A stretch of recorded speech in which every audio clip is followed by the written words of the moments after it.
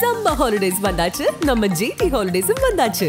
GT Holidays, South India's #1 travel brand. மார்க்கெட்லயே கம்மி சேதாரத்துல இன்னும் 1% தள்ளுபடி கொடுப்போம். ஓகே, வைரநக கேரட்டுக்கு 5000 தள்ளுபடி கொடுப்போம். தள்ளுபடி திருவிழா. பிரகாசமான அபார்ட்மெண்ட்ஸ் நம்ம அம்பத்தூர் ரயில் நிலையத்திலிருந்து 5 minute டிரைவில் லக்ஸரி 2 BHK மற்றும் 3 BHK அபார்ட்மெண்ட்ஸ். நக்கீரன் நேயர்களுக்கு வணக்கம். இன்று நம்முடன் கருத்துக்களை பகிர்ந்து கொள்ள இணைந்திருக்கிறார் அதிமுக ஒருங்கிணைப்பு குழுவின் புகழேந்தி அவர்கள். வணக்கம் சார். நக்கீரனுக்கு வணக்கம். பார்க்கின்ற நேயர்களுக்கு நெஞ்சார்ந்த நன்றி. சமீபத்தில் எடப்பாடி பழனிசாமி அதிமுக பொதுச் செயலாளர் டெல்லி சென்றாரு, அமித்ஷாவை சந்திச்சாரு.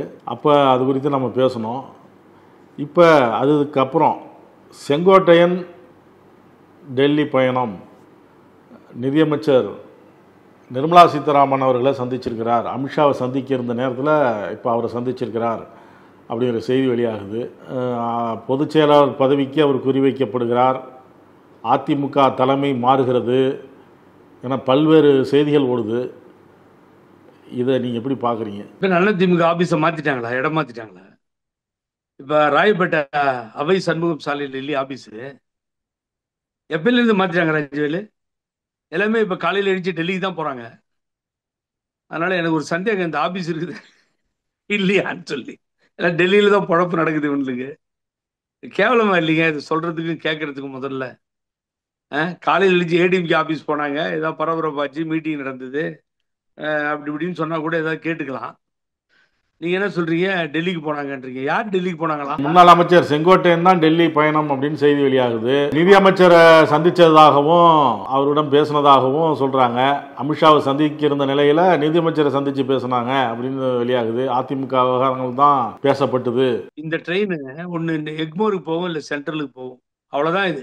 இதனோட ஸ்பீடு, வேகம் நான் முதல்ல இருந்து சொல்லிக்கிட்டு இருக்கேன். அந்த ட்ரெயின் டெல்லியெலாம் போகாது, கிராண்ட் எக்ஸ்பிரஸ் கிடையாது. இது ஒரு பேசஞ்சர். எக்மோர் ஆர் சென்ட்ரல் அதோட நின்றுடும். கோபிச்செட்டிப்பாளையத்துலேருந்து மெட்ராஸ் வரைக்கும், ஈரோடுலேருந்து ட்ரெயினை பிடிச்சி மெட்ராஸ் வரைக்கும் போக முடியும், அவ்வளோதான். இதில் நீங்கள் கற்பனைக்கு ஒரு மேனி தந்து அது யார் கிளப்பி விட்டாங்கன்னு தெரியல. அது ரொம்ப சூப்பரான ஒரு நியூஸாக கொஞ்சம் நேரமாக போயிட்டுருக்குன்னு நினைக்கிறேன். செங்கோட்டையன் டெல்லியில் முகாம். ஏன் சார், ஒரு தலைவர் இருக்காரு, அவரையே இவர் சந்திக்க மாட்டேங்கிறாரு. இதாவது கொஞ்சமாவது வேணும் இல்ல? ஏங்க, அது எடப்பாடி பழனிசாமியை லாக் பண்ணாரு கூப்பிட்டு உள்துறை அமைச்சர் அமித்ஷானா, அது காரணம் இருக்கு லாக் பண்ணதுக்கு. இவங்க அவங்களுடைய பிரச்சனைகள்லாம் எடுத்துட்டு போறாங்க. செங்கோட்டையனுக்கு அப்படிப்பட்ட பிரச்சனை இருக்கிறதா தெரியல. அவர் பாட்டுக்கு இருக்காரு, அவ்வளவுதான். அவரு தான் சொல்லிடுவார். அப்புறமா பாருங்க, கொஞ்ச நேரத்தில் வெளியே வரதான் போகுது. பூனைக்குட்டி வெளியில வந்த மாதிரி, நான் கட்சிக்கு எதிர்ப்பா, பொதுச் செயலாளருக்கு எதிர்ப்பா, அவர் ஆணையை மீறி, கட்சியை மீறி நான் எதுவும் நடக்கவில்லை, எங்கும் நான் செல்லவில்லை, இதெல்லாம் தேவையில்லாம இதெல்லாம் பண்ணிட்டு இருக்காங்கன்னு கொஞ்ச நேரத்தில் வரும் பாருங்களேன். இல்ல, அப்ப எடப்பாடி பழனிசாமிக்கும் அவருக்கும் அந்த கருத்து முதல் இருந்தது. அந்த அத்திக்கடவு அவினாசி அந்த விழாவிலே அவர் கலந்துக்கல செங்கோட்டையன். அதுல இருந்து தொடர்ந்து அவர் இப்ப நிகழ்ச்சியில கலந்து கொள்ளும் பொழுது எடப்பாடி பழனிசாமி பெயரே சொல்ல தவிர்க்கிறாரு. அப்புறம் நிர்வாகிகள் கூட்டத்தில் எடப்பாடி பழனிசாமி செங்கோட்டையன்ட்ட பேசல. இப்படி தொடர்ந்து அந்த விரிசல் இருந்துகிட்டே இருக்கு அப்படின்லாம் சொல்றாங்க. இப்ப செங்கோட்டையன் தலைமையில போகும் அப்படிங்கலாம் யூகிச்சு பேசுறாங்க. இந்த நிலையில் தான் இந்த பயணம் அப்படின்னு செய்தி வெளியாகுது. கண் சிமிட்டவில்லை, காதல் வரவில்லை, பாட்டு பாடவில்லை, ஜோடியாக நடனம் ஆடவில்லை. என்னங்க இது? ஏங்க, அன்னைக்குதான் அத்திக்கடவு அவினாசி திட்டத்துல அந்த எதிர்ப்பு அவர் தெரிவிச்சாரு. அதுக்கு பின்னாடி அவர் என்ன சொன்னாரு? அதுக்கு பின்னாடி என்ன சார் சொன்னாரு? கழக பொதுச் செயலாளரான கிணங்கு எதை எதிர்த்து நின்னாரா? ஸ்ட்ராங்கா எதை எதிர்த்து பேசினாரா? எடப்பாடி பழனிசாமி சரியில்லைன்னு அவர் சொன்னாரா? இந்த தலைமை மாற வேண்டும் அப்படின்னு சொல்லியிருக்காரா? எல்லாரும் சேர வேண்டும் சொன்னாரா? எல்லோரும் ஒருங்கிணைய வேண்டும், பிரிந்திருக்கின்ற நீங்க எல்லாம் சேரணுங்க, அதுதான் என் ஆசை, அதை வச்சுதான் நான் மோதிக்கிட்டு இருக்கேன்னு சொன்னாரா? ஏங்க, இன்னொன்னு கேட்குறேன் தெரியாம நானு. ஓ பன்னீர்செல்வம், எங்க அண்ணன் OPS, அவர் அமித்ஷா கூட்டு பக்கத்தில் உட்கார வச்சுக்கிட்டாரா? அப்புறம் நான் சேர்த்து வச்சிருவேன், ஆட்சி வந்துடும் 2026 பாருங்களேன், அம்மா ஆட்சி வரும் அப்படின்னு சுற்றுப்பிரயாணம் ஒரு 7-8 வருஷமா அந்த கதையை விட்டுட்டு இருக்காங்களே எங்க சின்னம்மா, அவங்கள கூட்டு அமித்ஷா பக்கத்தில் உட்கார வச்சுட்டாரா? கொஞ்சமாவது யோசனை பண்ணுங்க சார். அப்ப யார் அமித்ஷா லாக் பண்ணாரு, கூட்டு உட்கார வச்சாரு? எடப்பாடி பழனிசாமிய. எடப்பாடி பழனிசாமி வெளியில என்ன சொல்றாரு? அப்புறமா பேசிக்கலான்றாரு. இந்த மாதிரி பேசுவார். அமித்ஷா என்ன பண்ணாரு? உள்துறை அமைச்சர், நான் உன்ன மாதிரி 1000 பழனிசாமி பார்த்துருக்கேன் தம்பி அப்படின்னு தேசிய ஜனநாயக கூட்டணி என்ன என்டிஏ ஆட்சி அமைக்கும் அப்படின்னு போட்டாரு. இது பெரிய பாலிடிக்ஸ் இருக்கு இது உள்ளார. இது இருந்து புரட்சி தலைவர் எம்ஜிஆர் ஆட்சி அம்மா ஆட்சி அமைன்னு பழனிசாமியால சொல்ல முடியல, தவிச்சுக்கிட்டு இருக்காரு. அப்ப லாக் பண்ணது பழனிசாமின்னா செங்கோட்டையன் எதுக்கு அமித்ஷா கூட்டு உள்ள உட்கார வைக்கணும்? What is the reason? முதல்ல ஒண்ணு தெரிஞ்சுக்கோங்க. அங்க பழனிசாமி வேணான்னு ஒரு சமயம் அமித்ஷா முடிவு பண்ணா, நான் சொல்றேன் அந்த நிதியமைச்சர் யார் யாரோ சொல்றீங்க முடிவு பண்ணாங்கன்னா, அடுத்த இடத்துல இருக்கவர் வேலுமணி. வேலுமணிக்கும் அவங்களுக்கு தான் தொடர்பு ஜாஸ்தி. இவரை ஏன் கூப்பிடணும்? அந்த டிஸ்ட்ரிக்ட்ல ஒண்ணுமே இல்லை சார். இவர் பின்னாடி எவ்வளவு எம்எல்ஏக்கள் இருக்காங்க சொல்லுங்க பாப்போம். நீங்க வேலுமணி பின்னாடி சட்டமன்ற உறுப்பினர்கள் இருக்காங்க. வேலுமணி பின்னாடி ஒரு படையே இருக்கு, எனக்கே தெரியும். இல்லை, செங்கோட்டையனுக்கு 44 45 மாவட்ட செயலர்கள் ஆதரவா இருக்கிறாங்க அப்படிலாம் சொல்றாங்களே. சும்மா வேலைக்கு வராதவனுங்க இது ஒரு தொழிலா வச்சுட்டு காலையில் நியூஸ் பண்ணிக்கிட்டு இதெல்லாம் ஆகிற வேலையா? ஏன் சார் வாயை திறக்கிறவர் திறக்க மாட்டேன்றார் சார். அவர் ஏதாவது நான் எல்லாரும் ஒன்னா சேரணும், இந்த எடப்பாடி பழனிசாமி சரியில்லை, அதுதான் என்னுடைய முடிவுன்னு சொல்லிட்டார். நான் நடுவில் எவ்வளவோ பேசிட்டேன். நானும் நீங்க அனுபவிக்காத பதவியா துணை பொதுச் செயலாளர் வரைக்கும் இருந்தீங்க, அம்மாவுக்கு ரூட் போட்டீங்க, வழி காமிச்சிங்க, எல்லாத்தையும் சொல்லிட்டேன். அப்ப கூட அதை பத்தி பேசுறதே இல்லை. கழக பொதுச் செயலாளர் ஆணைக்கிணங்க நாங்கள் கூட்டம் நடத்துகிறோம். இது எப்ப எழுந்திருக்கிறது நிக்கிறது? இப்ப டெல்லி பயணம்ங்கிறது அதை எப்படி பாக்குறீங்க? அது நடந்ததுன்னு நினைக்கிறீங்களா, இல்லைன்னு நினைக்கிறீங்களா? நீங்க உங்க சோர்ஸ்ல விசாரிச்சிருப்பீங்க. அதிமுகவில் ஒருங்கிணைப்பு குழுல இருக்கிறவருக்கு எல்லா இடத்துலையும் தொடர்பு இருக்கு பெரும்பாலும். இது என்ன டெல்லி பயணம் என்ன உண்டா இல்லையா, எதை காட்டுது? பல ஆயிரக்கணக்கான பயணிகள் த்ரூஅவுட் இந்தியாவில் டெல்லியை நோக்கி செல்கிறார்கள், வருகிறார்கள். அப்படி ஒரு நிகழ்ச்சி நடந்ததாக நான் நினைக்கவே இல்லை. திரு செங்கோட்டையன் இந்த பிளவை ஏற்படுத்தி டெல்லிக்கெல்லாம் போக மாட்டார், இதெல்லாம் நம்பாதீங்க. அப்புறம் எடப்பாடி பழனிசாமி சொன்ன மாதிரி தான் திருப்பி நான் என்ன சொல்றது, இன்றைக்கு நான் சொல்றேன், நீங்க திருப்பி அதையே கேட்குறீங்களே அப்படின்னு. இப்ப கூட அவர்கிட்ட போய் கேட்டுக்கோங்க போங்கன்ட்டு போயிட்டாரு. ஆகவே நீங்க எந்த பேஸ் வச்சு கூப்பிட்டு அமித்ஷா உட்கார வைப்பாரு? அப்ப அமித்ஷா கூப்பிட்டு இவரை உட்கார வச்சார், நான் நேற்று அவரை உட்கார வச்சிருக்காரு. அப்புறம் வெளியில் போயிடுவார்ல, அவர் இதான் சாக்குன்னு சொல்லி எப்படி தப்பிச்சு போலான்னு பார்த்துட்டு இருக்கிறாரு. அப்ப நீங்க செங்கோட்டையன்ட்டே பேசிக்கோங்கன்னு கொஞ்சம் இடுபறியில போச்சுன்னா என்ன பண்ண முடியும்? ஆகவே அவங்க ஒரு கணக்கு சார், இவங்க ஒரு கணக்கு சார். இவனுடைய கணக்கு ஒன்று, அவனுடைய கணக்கு ஒன்று, இரண்டும் பிழையானது. வேறொரு போட்ட கணக்கு இருக்கு, எல்லாம் அமைந்து விட்டதுன்ற மாதிரி கண்ணாபின்னு போயிட்டு இருக்கு.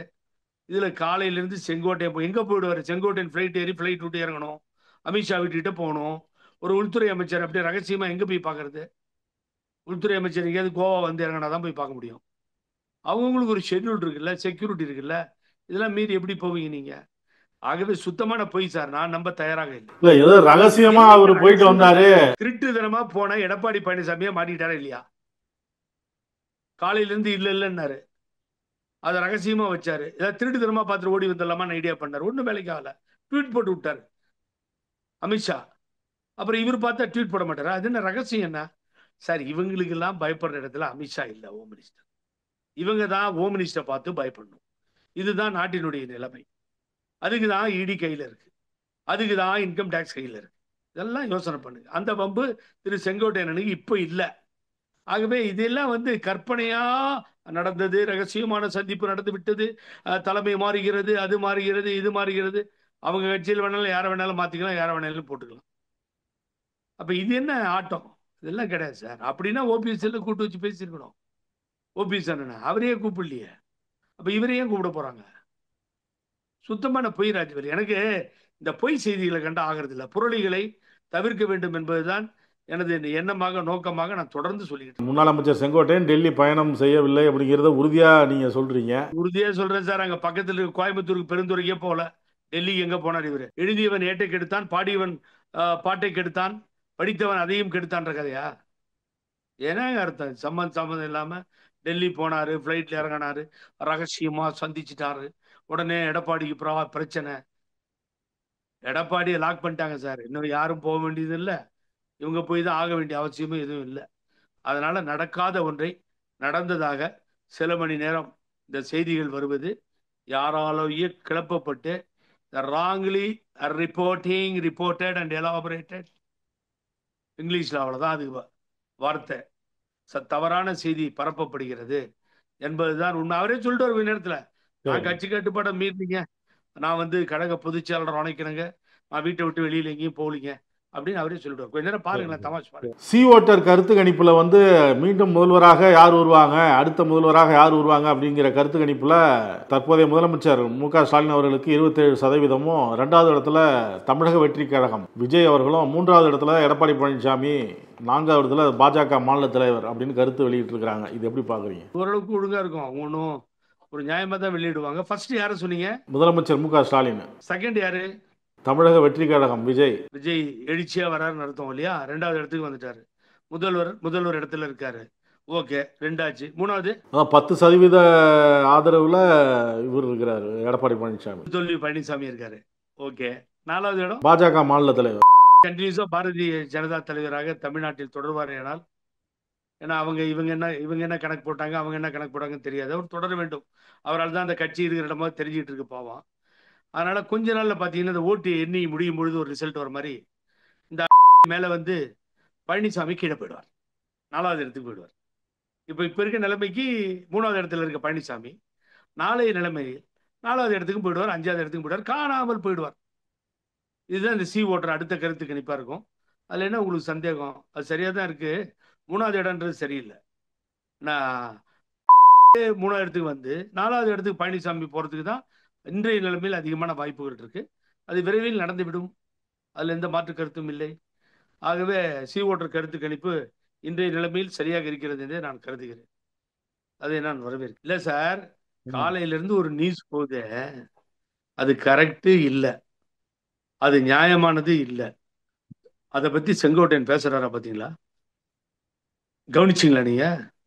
கொஞ்ச நேரம் ஓட்டுமே நம்மளை பத்தி நியூஸ் இந்த PH பாண்டியன் சொல்லுவாராம், தெரியுமா உங்களுக்கு? அவரை போய் அப்ரோச் பண்ணா, ஏன்னா என்னை பத்தி கண்ணாபண்ணான்னு எழுதிட்டான், ஒரு மான நஷ்ட வழக்கு போட்டுடலாம் அப்படின்னு 500ல மான நஷ்ட வழக்கு போட்டுருவாங்க. அதனால போய் கேட்பாங்க. அப்ப அவர் சொல்லுவாராம், என்னை பத்தி எழுதுறதே இல்லை, நான் வருத்தப்பட்டு இருக்கேன், ஏதோ கெட்டதோ நல்லதோ பொருளியோ உண்மையோ பொய்யோ ஏதாவது எழுதி தொலைட்டு விடுறா, அவனை பத்தி தினம் எழுதிட்டு இருக்கான், அவன் மேல போய் கேஸ் பண்ணுங்கிறியா, அவனுக்கு நல்ல தாண்டா பண்றான், உன்னை லைம் லைட்ல வச்சு அழகு பாக்குறான், உன்னை ஃபெமிலியரா வச்சிருக்கான், அவனை போய் ஏடா கேஸ் போடணும், போடா, ஒரு கேஸும் போடவா, நான் ஜாலியாயிரு, அவன் தினம் எழுதி சொன்னால எழுதி சொல்லு அப்படின்னு. அது மாதிரி ஏதோ ஒரு நியூஸ்ன்னு ஓடிக்கிட்டு இருக்கு. ராஜவேல நடுவில் வந்துட்டீங்க. ஆகவே உண்மையை விளக்கிட்டேன். No Delhi trip Sengottaiyan, no Delhi trip. அது தவறானது, அபத்தமானது, பொய்யானது, அது நடக்கவே நடக்காது. இது புலியாக மாறி சீறி பாயாது. இந்த ரயில் டெல்லி போய் சேராது, எக்மோர் சென்ட்ரலோடு நின்று. செங்கோட்டையன் டெல்லி செல்லவே இல்லைன்னு அடிச்சு சொல்றீங்க. இன்னொன்னு சொல்லிருக்கீங்க, இது செங்கோட்டையன் ஏன் இன்னும் வெளியில சொல்லல, இந்த மாதிரி செய்தி போடுறத அப்படின்னு கேள்வி எழுப்பியிருக்கீங்க. பொறுத்திருந்து பார்ப்போம். கருத்துக்களை பகிர்ந்து கொண்டதற்கு நன்றி. செங்கோட்டையன் அது மாத்திரம் இல்ல, செங்கோட்டையன் சரண்டர் ஆவார். கழக பொதுச் செயலாளர் ஆணைக்கிணங்க நான் எங்கேயும் செல்லவில்லை, யாரையும் நான் அப்படியெல்லாம் பார்க்க மாட்டேன். அம்மா காலத்திலிருந்து தலைவர் காலத்திலிருந்து தொடர்ந்து இருக்கிறேன். தவறான கட்சிக்கு விரோதமாக நான் எந்த செயலிலும் ஈடுபடவில்லை. நீங்க சொல்றதா இல்லையான்னு இப்போ பார்த்துட்டு அதையும் எடுத்து இதை நக்கீரன் யூடியூப்ல போடுங்க. நன்றி, வணக்கம். பார்க்கின்ற நேயர்களுக்கு நெஞ்சார்ந்த நன்றி. நக்கீரன் டிவிக்கு சப்ஸ்கிரைப் செய்யுங்கள். உங்கள் ஆதரவே எங்கள் பலம். ஆசிரியர்களுக்கு நண்பனாகவும் மாணவர்களுக்கு ஆசானாகவும் திகழும் தேர்வு வழிகாட்டி. ஒவ்வொரு பாடத்திற்கும் அனுபவமிக்க ஆசிரியர்களின் துல்லியமான தெளிவான விடைகள். CNC இருக்கு, தேர்வு பயம் எதற்கு? இது தீரன் பப்ளிஷிங் ஹவுஸ் விற்பனை வெளியீடு.